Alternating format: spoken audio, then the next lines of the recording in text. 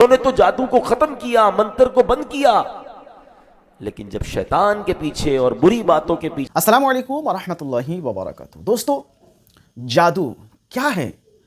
اس سے کیسے بچا جائے؟ شان بہت بلند تھی، انہوں نے تو جادو کو ختم کیا، منتر کو بند کیا، لیکن جب شیطان کے پیچھے اور بری باتوں کے پیچھے قوم چلتی ہے تو اس طرح تباہ و برباد ہو جاتی ہے۔ اب یہ آیت جو ہم نے قرآن پاک میں سنی، قرآن نے کیا فرمایا؟ وَاتَّبَعُوا مَا تَتْلُو الشَّيَاطِينُ عَلَى مُلْكِ سُلَيْمَانَ۔ قرآن فرماتا ہے اور یہ سلیمان کے عہد حکومت میں اس جادو کے پیچھے پڑ گئے جو شیاطین پڑھا کرتے تھے۔ یعنی بنی اسرائیل کا یہ رویہ تھا کہ انہیں کہا گیا قرآن پر ایمان لاؤ تو بہانے کرتے تھے، اور کبھی کہتے ہم تو صرف تورات کو مانیں گے اور کسی کتاب کو نہیں مانیں گے، کبھی کہتے قرآن لانے والے جبرائیل کو نہیں مانیں گے، کبھی کہتے قرآن میں کوئی واضح نشانیاں نہیں، اسے نہیں مانیں گے، اور ماننا ہوتا تھا تو منتر کو مان لیتے تھے۔ یعنی مسئلہ یہ ہے کہ ایسا نہیں تھا کہ ان کو ماننا نہیں آتا تھا، اپنی مرضی کی چیز ماننی تھی، قرآن کی بات ہوتی، ہدایت کی بات ہوتی تو بہانے لگاتے تھے۔ اللہ کریم ہمیں ایسے غلط اور گندے دل سے محفوظ فرمائے۔ کچھ دل اتنے گندے ہو جاتے ہیں کہ حق کی بات تسلیم نہیں کرتے، بری باتیں فوراً سمجھ آ جاتی ہیں، حق کی بات میں وہ کوئی نہ کوئی کیلو کال نکال رہے ہوتے ہیں۔ اللہ قرآن میں ارشاد فرماتا ہے وَمَا كَفَرَ سُلَيْمَانُ وَلَٰكِنَّ الشَّيَاطِينَ كَفَرُوا يُعَلِّمُونَ النَّاسَ السِّحْرَ، اور سلیمان نے کفر نہ کیا بلکہ شیطان کافر ہوئے جو لوگوں کو جادو سکھاتے تھے۔ یعنی جادو منتر جن میں کفریہ کلمات ہوتے ہیں، شرکیاں باتیں ہوتی ہیں۔ حضرت سلیمان نے ہرگز کبھی جادو منتر نہیں کیا، نہ آپ کی پاکیزہ زبان سے کبھی کفریہ جملے نکلے۔ آپ تو اللہ پاک کے برگزیدہ نبی تھے، بہت شان والے تھے۔ یہ جنات تھے جنہوں نے کفر کیا، کفریہ کلمات پڑھے اور سیکھے اور لوگوں کو سکھایا۔ دنیا میں جادو ایک تو ان شیطانوں کے سکھانے سے آیا، دوسرے نمبر پر وَمَا أُنزِلَ عَلَى الْمَلَكَيْنِ بِبَابِلَ هَارُوتَ وَمَارُوتَ۔ اب قرآن ایک اور واقعہ بیان کر رہا ہے، ترجمہ، اور یہ تو اس جادو کے پیچھے بھی پڑ گئے تھے جو بابل شہر میں دو فرشتوں ہاروت و ماروت پر اتارا گیا تھا۔ اب یہ کیا واقعہ ہے؟ بابل عراق کا ایک شہر ہے، یہ حضرت ابراہیم علیہ السلام کی ولادت پاک اسی شہر میں ہوئی۔ ہاروت و ماروت دو فرشتے ہیں، انہیں دنیا میں آزمائش بنا کر بھیجا گیا تھا، یعنی لوگوں کے لیے ایک ٹیسٹ بنا کر بھیجا گیا۔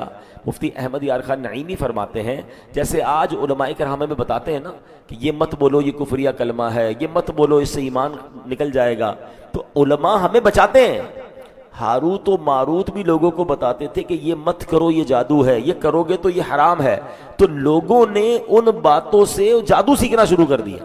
یعنی کتنی بری بات ہے کہ اگر آج کوئی بیان میں کہے کہ شراب پینا حرام ہے تو کوئی کہے اچھا شراب بھی پیتے ہیں، میں کل سے پینا شروع کر دوں۔ کوئی کہے جناب اللہ کے بارے میں یہ کہو گے تو اسلام سے نکل جاؤ گے، تو کوئی اس بیان سے سبق لینے کی بجائے وہ جملہ لے لے کہ میں بھی یہ کروں گا۔ تو معاذ اللہ، عجیب قوم تھی کہ حضرت ہاروت و ماروت جو اللہ کے فرشتے تھے وہ لوگوں کو سمجھاتے کہ یہ طریقہ ہے جادو کا جس سے لوگ برباد ہو رہے ہیں، مت کرو، یہ گھر ٹوٹ جائیں گے۔ مگر ان بدبختوں نے ان کے ان جملوں سے وہ جادو کے کام سیکھے اور وہ جادو میں پڑ گئے۔ تو یہ دوسرا طریقہ جس سے جادو جو ہے عام ہوا۔ اور اے میرے پیارے اسلامی بھائیو، یہاں ایک بات ضرور یاد رکھنی ہے، جادو میں یقیناً اثر ہوتا ہے، مگر یہ اثر اللہ کے حکم سے ہی ہوتا ہے۔ مثال کے طور پہ آپ کھانا کھاتے ہیں تو پیٹ بھر جاتا ہے، سبب ہے نا، لیکن اللہ چاہتا ہے تو پیٹ بھرتا ہے۔ کئی لوگ ہیں جو کھانا کھاتے ہیں وہ کھانا اندر رکتا ہی نہیں ہے، اس کا مطلب کھانا پیٹ بھرنے والا نہیں ہے، کھانا سبب ہے۔ اللہ نے چاہنا ہے تو پیٹ بھرنا ہے۔ چاقو آپ کسی چیز پر لگائیں تو وہ ہاتھ کو کاٹ دے گا، چاقو سبب ہے ہاتھ کاٹنے کا، اللہ چاہے تو ہاتھ نہیں کٹے گا۔ حضرت اسماعیل پر چاقو پھرا دیا تھا نا حضرت ابراہیم نے، ذبح تو نہیں ہوئے نا، چاقو کا کام، چھری کا کام کاٹنا تھا، رب چاہے تو کاٹے گا۔ بالکل اسی طرح جادو اگر کوئی بندہ یہ سیکھ لیتا ہے تو اثر کرتا ہے، مگر اس میں جو تاثیر ہے رب چاہتا ہے، رب کی عطا سے یہ سب کچھ ہوتا ہے، یعنی رب کی اجازت کے بغیر نہیں ہو سکتا۔ کوئی یہ نہ سمجھے کہ جناب میں جادو کروں تو بربادی کر کے رکھ دوں گا، ایسا نہیں ہوتا۔ لیکن جادو اثر رکھتا ہے، جادو کا ذکر قرآن میں موجود ہے، جادو کا انکار نہیں کر سکتے۔ میں انشاءاللہ آج آپ کو جادو کی کچھ علاج بھی بتاؤں گا، اور یہ آفت کتنی بری ہے اور یہ کس قدر اللہ کو ناراض کرنے والا کام ہے۔ اللہ کرے آج کے اس بیان کی برکت سے وہ لوگ توبہ کریں کہ چھوٹا سا مقصد حاصل کرنے کے لیے یا حسد کی وجہ سے کہ یہ ترقی نہ کرے، اس کا رشتہ نہ ہو، اس کا گھر برباد ہو جائے، اس کا کاروبار ڈاؤن ہو جائے، اس کو فلاں ملک میں ویزا نہ ملے، یعنی سامنے والے کو نعمت مل رہی ہے, اس کو پرابلم ہو رہی ہے, اب کسی طریقے سے نعمت چھین تو نہیں پا رہا, تو اب وہ جادو کروانے کی طرف لوگ جاتے ہیں. جادو کرنے والا, کروانے والا, سب پر خدا کی کیسی لعنت ہے, ابھی آپ آگے سنیں گے. تو اے میرے پیارے اسلامی بھائیوں, یہاں ایک اور بات سمجھنی ہے کہ ہر علم فائدے مند نہیں ہوتا. یہ جادو بھی ایک علم ہے نا, کچھ لوگ جادو سیکھتے ہیں حرام جہنم میں لے جانے والا کام. تو یہاں ایک اور بات سیکھنے کو ملی کہ ہر علم فائدہ مند نہیں ہوتا. دیکھیں بنی اسرائیل جو جادو سیکھتے تھے, قرآن نے کیا فرمایا, ما لہو فی الآخرۃ من خلاق, آخرت میں اس کا کچھ حصہ نہیں ہے. یعنی جو لوگ یہ کام سیکھ بھی رہے ہیں یا کر رہے ہیں ان کو آخرت میں کچھ نہیں ملنا, بربادی ملنی ہے. حضرت اللہ پاک کے پیارے نبی حضرت عیسیٰ علیہ السلام نے کمال کی بات فرمائی. فرماتے دنیا میں درخت کتنے ہیں, بہت زیادہ ہیں, اور سارے درخت پھل نہیں دیتے, مگر جو پھل دیتے ہیں ان میں بھی سب پھل میٹھے نہیں ہوتے, کچھ پھل تو کڑوے بھی ہوتے ہیں نا, زہریلے ہوتے ہیں. یہی حال علم کا بھی ہے. ہر علم فائدہ نہیں دیتا, بعض علوم نقصان بھی پہنچاتے ہیں. تو پتہ چلا کہ بے فائدہ علم نہیں سیکھنا ہے. کتنی ایسی چیزیں ہیں جس کی طرف لوگ مائل ہو جاتے ہیں مگر ان کو سیکھنے کا کوئی فائدہ نہیں ہوتا. مثلا لوگ گانوں کے سر تال سیکھ رہے ہوتے ہیں, گانوں کی جناب وہ پریکٹس کر رہے ہوتے ہیں, میوزک سیکھ رہے, کیا فائدہ ہے اس کا, حرام. اگر اس سے روزی بھی ملے گی تو حرام, لیکن لگے ہوئے ہیں پورا صبح سے شام تک ریاض کر رہے ہیں. کیا کر رہے ہو بھائی, وہ کلاسیکل سیکھ رہا ہوں تو فلاں ہارمونیم سیکھ رہا ہوں. یہ کون سا علم ہے جو تمہارا وقت بھی برباد کر رہا ہے, تمہاری آخرت بھی برباد کر رہا ہے. اچھا کچھ لوگ ناول ڈائجسٹ پڑھیں گے, گھنٹوں گزر جائیں گے اس کے ساتھ, فائدہ تو کوئی نہیں ہوا, وقت ضائع ہوا, بعض اوقات دماغ بھی منتشر ہو جاتا ہے. یوں ہی مختلف قسم کے کرتب سیکھتے ہیں. آج کل وہ جادو کی ٹرکس سکھائی جاتی ہیں, بے شک اس میں جادو کہہ کر نہیں ہو رہا ہوتا, لیکن میجک ٹرکس کر کے کر رہے ہوتے ہیں, اور جناب اس کے کورسز کرتے ہیں, لوگ پیسے دیتے ہیں, فضول. یعنی کتنا سارا فرض علم سیکھنا باقی ہے, وہ اس کی فکر نہیں ہے, اور یہ الٹی چیزیں سیکھ رہے ہیں, اور اس میں پیسے بھی ضائع کر رہے ہیں, برباد کر رہے ہیں. نہیں میرے پیارے اسلامی بھائیوں, ایک عجیب واقعہ میں آپ کو سناؤں. خلیفہ ہارون رشید بہت عظیم بادشاہ گزرا ہے, اس کے پاس بڑے بزرگ گزرے ہیں وہ رحمۃ اللہ تعالی علیہ. ان کے پاس جو ہے وہ ایک بندہ آیا اور اس نے کہا حضور میں ایک ایسا کرتب دکھاؤں گا, ایسا کمال دکھاؤں گا, آپ حیران ہو جائیں گے. پرمیشن دی گئی. اس نے کیا کیا کہ ان کے صحن میں ایک سوئی گاڑی اور دور چلا گیا, اور دور سے اس نے دوسری سوئی پھینکی جو پہلی سوئی کے ناکے میں سے نکل گئی. یعنی اس کا نشانہ اتنا پرفیکٹ تھا کہ سوئی کا ناکا تو بہت چھوٹا سا ہوتا ہے نا, یعنی ایک سوئی دور ہے اور دور سے پھینک کے سوئی اس نے سے گزار دی. تو خلیفہ ہارون رشید کمال آدمی تھے, انہوں نے کہا مہارت تو بہت بڑی ہے, اس بندے کو 10 دینار انعام میں دیے جائیں اور 10 کوڑے بھی لگائے جائیں. وہ کہتا ہے حضرت اتنا بڑا کمال دکھایا, 10 دینار تو سمجھ آتے ہیں, 10 کوڑے کس بات کے, 10 دینار تو اس کے لیے واقعی کمال تو ہے تمہارا, کوڑے اس لیے کہ اس کا فائدہ کیا ہے, پتہ نہیں کتنے مہینے لگائے ہوں گے تمہیں اس کو سیکھنے میں, اس سے فائدہ کیا ہوا تمہیں. یعنی اتنا ٹائم ہے تمہارے پاس کہ تم ان تمام جو کام آخرت کے کرنے والے وہ چھوڑ کر یہ کرتب سیکھتے رہے. اب غور کر لیں کہ جو لوگ اپنے وقت کو ضائع کر رہے ہیں اور ایسے علوم سیکھ رہے ہیں نہ جس کا دنیا میں فائدہ نہ جس کا آخرت میں فائدہ, بس لوگ 4 دوستوں کو چائے کے ہوٹل پہ متاثر کر دیں گے, دیکھو نئی چیز سیکھ کے آئے ہو. کیوں, اس سے فائدہ کیا ہے؟ ارے آپ کی نماز ابھی تک درست نہیں ہوئی, آپ کا جناب روزے, آپ کو مسائل نہیں پتا, آپ کو قرآن پڑھنا نہیں آتا, آپ نے حدیثیں نہیں پڑھی ہیں, آپ نے جو شریعت کا حکم سیکھنا ہے وہ نہیں سیکھا, وہ سب باقی ہے. تو عجیب سی باتیں سیکھنی ہے. وہ ایک مجھے چٹکلا یاد آیا, اور کچھ لوگ کرتے بھی ہیں ٹیسٹ دینے کے لیے, علماء کو بھی بعض اوقات لوگ ٹیسٹ کرتے ہیں. امام اعظم ابو حنیفہ تو کمال ہے نا, ان کے پاس ایک شخص آیا, کہتا ہے حضور یہ بتائیے حضرت موسیٰ کی نانی کا نام کیا تھا. امام اعظم سے پوچھتا ہے, امام اعظم علم کے سمندر ہیں, حنفیوں کے پیشوا ہیں, آپ خاموش رہے. کہتا ہے حضرت میں نے آپ سے حضرت موسیٰ کی نانی کا پوچھا ہے, نام بتا دیں. وہ ٹیسٹ لینے آیا تھا کہ حضرت کو پتہ ہی نہیں پتا, 3 بار سوال کیا, امام اعظم خاموش رہے. جب 4تھی بار سوال کیا تو فرمایا بیٹا نہیں, ہاں اس نے جب سوال کیا نا حضور حضرت موسیٰ کی نانی کا نام کیا, آپ نے کہا بیٹا وضو کے 4 فرائض ہیں.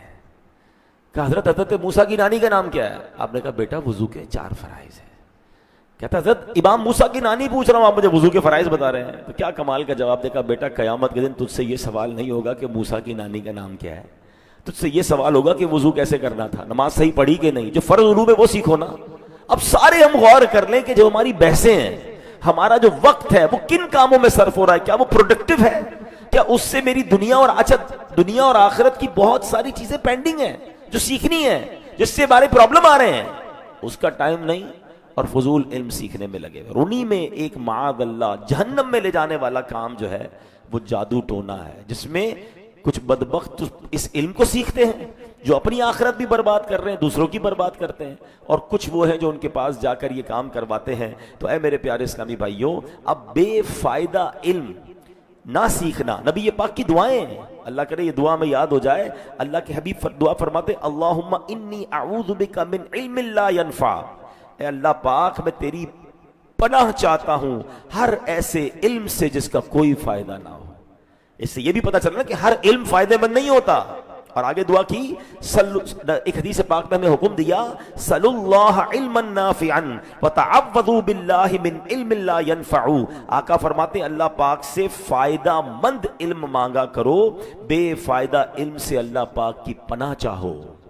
آپ نے بچپن سے ایک دعا سنی ہوگی، اسکول میں بھی لکھی تھی، ربی زدنی علما نافعا. بھائی اے اللہ علم میں اضافہ فرما، یہ دعا کیوں نہیں کرتے تھے ہم؟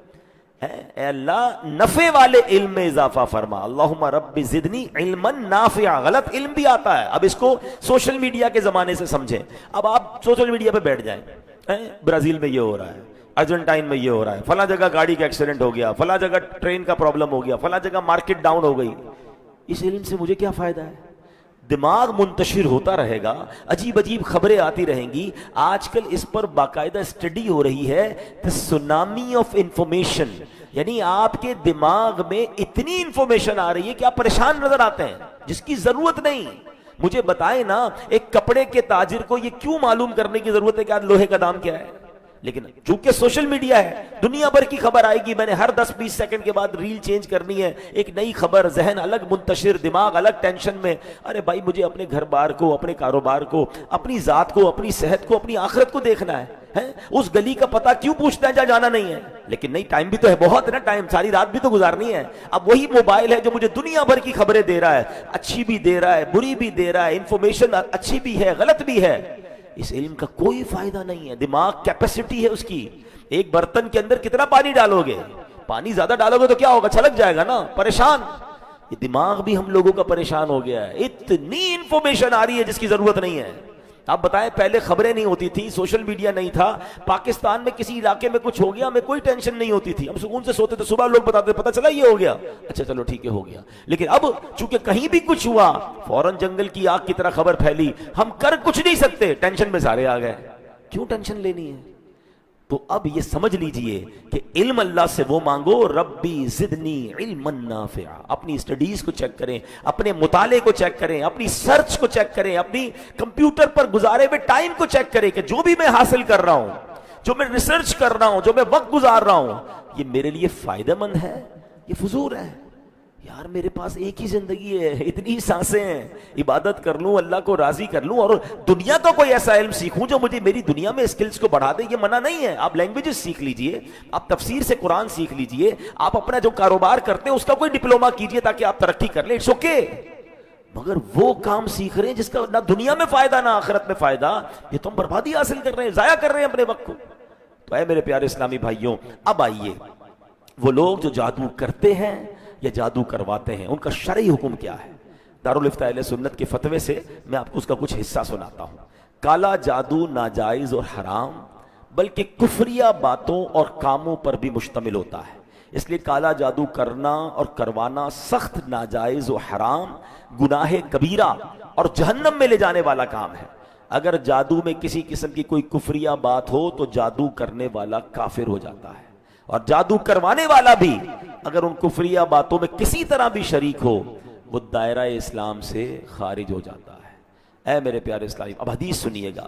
نبی پاک علیہ السلام فرماتے ہیں لا ينظر اللہ یوم القیامت الى مانع الزکاة ولا الى آکل مال الیتیم ولا الى ساحر ولا الى غادر. اللہ پاک قیامت والے دن زکوٰۃ نہ دینے والے، یتیم کا مال کھانے والے، جادو کرنے والے اور دھوکے باز کی طرف نظر رحمت نہیں فرمائے گا. یہ چار کام سے خدا را توبہ کر لے، اللہ ہی ناراض ہو گیا تو قیامت کے دن کیا کریں گے؟ ایک اور جگہ حدیث پاک میں آتا ہے ثلاثۃ لا يدخلون الجنہ، تین قسم کے لوگ جنت میں داخل نہیں ہوں گے. سب نے جانا ہے نا جنت میں، اب چیک کرو ان تین میں ہم تو نہیں. کون وہ تین ہیں؟ مدمن الخمری، شراب کا عادی، वक़ातिउ الرحمی, قطع تعلق کرنے والا, رشتے توڑنے والا, اور فرمایا مصدقن بالسحری, جادو کی تصدیق کرنے والا یعنی جادو کو حلال سمجھنے والا. خدا را زندگی میں کتنی بڑی مشکل کیوں نہ آ جائے, کوئی بندہ کتنا ہی برا لگنے کیوں نہ لگ جائے کہ آپ کو لگتا ہے اس بندے نے زیادتی کی ہے, مگر آپ اللہ کو ناراض کرنے والے کام پر, ہمارے نظریات پر بھی ہو سکتا ہے, مگر انبیاء کرام علیہ الصلوۃ والسلام کے صرف ظاہری اعضاء, خدا کے واسطے وہ لوگ جو یہ کام کرتے ہیں توبہ کریں.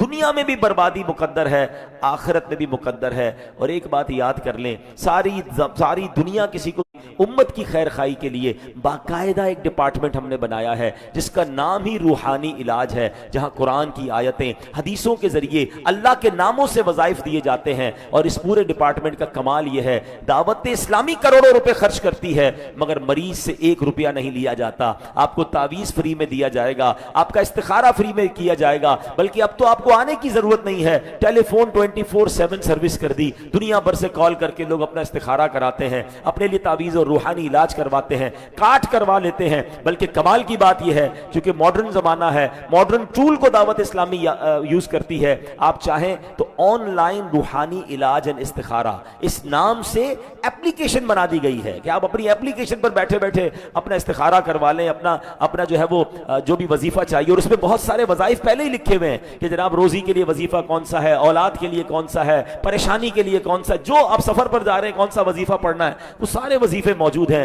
1 روپیہ آپ سے نہیں لیا جاتا, کیونکہ ہمیں اندازہ ہے جو دکھی ہے اس کو جناب اچھی خبر دینی ہے, اس کو سکون دینا, اس دکھی سے پیسے کیا لینے ہیں. تو الحمدللہ یہ ہے آپ کی دعوت اسلامی جو اس طرح کروڑوں مسلمانوں کی خدمت کر رہی ہے. تو میں امید کرتا ہوں کہ آج کے اس قرآنی بیان میں جادو کی مذمت کے بارے میں بھی ہم نے سنا, ہم نے جادو کے علاج کے بارے میں بھی سنا, اور اللہ پاک ہمیں یہ عقل بھی دے کہ کسی مسلمان کا برا نہ چاہیں, سب کا اچھا سوچیں, اللہ آپ کا بھی اچھا کر دے گا. سب کا بھلا, سب کی خیر, سب کے بھلے میں اپنی خیر, وما علینا الا البلاغ. آپ نے بیان کو سنا, یہ بیان آپ کو کیسا لگا کمنٹ کر کے ضرور بتائیے گا. دوستو, جادو حقیقت ہے, جادو ہو جاتا ہے. اسی لیے اللہ تعالیٰ سے پناہ مانگتے رہے جادوگروں سے اور جادو سے. اللہ تعالیٰ ہمیں جادو سے حفاظت میں رکھے, جادو کے اثرات سے ہمیں بچائے رکھے, جادوگروں سے ہماری حفاظت فرمائے. دوستو اسے شیئر کریں. ملتے ہیں کسی اور ویڈیو میں, تب تک اپنا خیال رکھیں. خدا حافظ. السلام علیکم ورحمۃ اللہ.